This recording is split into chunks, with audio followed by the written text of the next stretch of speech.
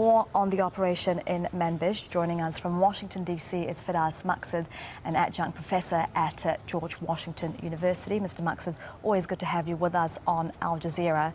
So firstly, the loss of Manbij, just how significant is it to ISIL and to its territorial ambitions?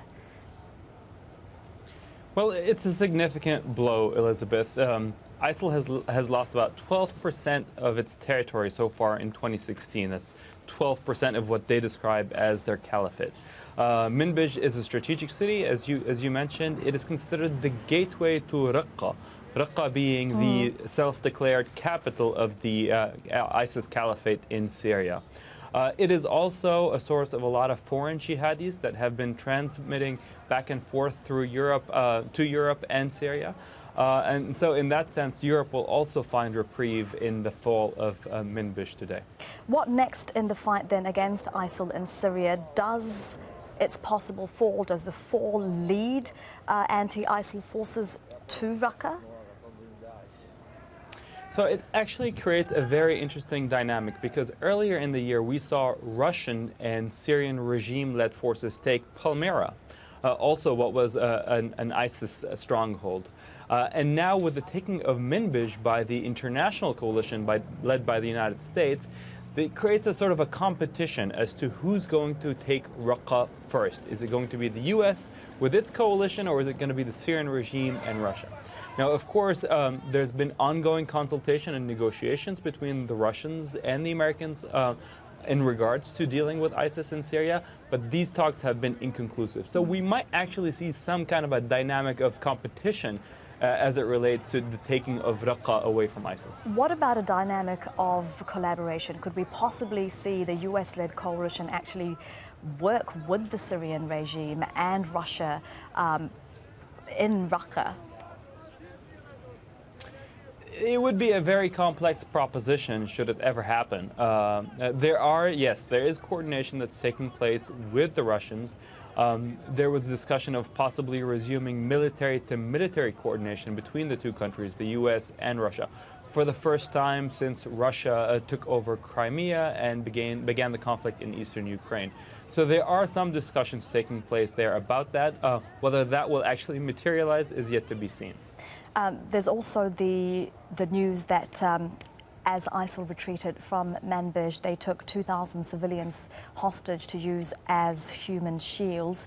Just how concerning is that? Of course, this is very concerning at the human level. It's also not very surprising given what we know about the kind of brutality that ISIS inflicts on local populations. Yet I have to say that the forces that have now liberated Manbij, which are the Syrian Democratic Forces, are predominantly Kurdish. And in the past, these Kurdish forces have been accused of wanting to push the Arab inhabitants of these villages out so as to consolidate their hold in the future on that disputed territory. So, yes, ISIS and what they're doing is very troubling. It's also not clear whether the SDF and the Kurds will see this as something as fortuitous for them in the future. And just lastly, Mr. Maksad, on that last point, Manbij has been problematic for the US-led coalition against ISIL that's investigating incidents where coalition airstrikes actually killed tens of civilians there. Free Syrian Army aren't happy about the US support for Kurdish forces who've been key to retaking Manbij. Just how much of a delicate position does that put the US in between its support for Kurdish forces and between the opposition FSA here? Good question, Elizabeth. This is part of what's the complicated tapestry of Syria today. Yes, the U.S. Is assisting the Syrian Democratic Forces that is led by the Kurds. It's predominantly dominated by the Kurds on one hand, but also helping a lot of the Syrian rebels who don't see eye to eye with the Kurdish forces.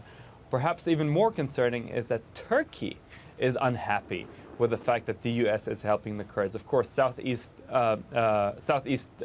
Turkey is a hot zone where the Kurds and the Turkish government are actually fighting it out. So there's a lot of overlapping interests in this support for the Kurds. And it's interesting to see that ISIS evacuated north towards Jarablus. It's a city that is on the Turkish border.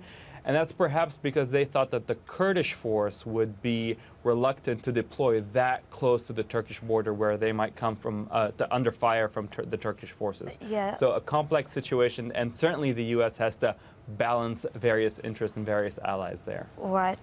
Firas Maksad, adjunct professor at George Washington University, thank you very much for your time. We appreciate it.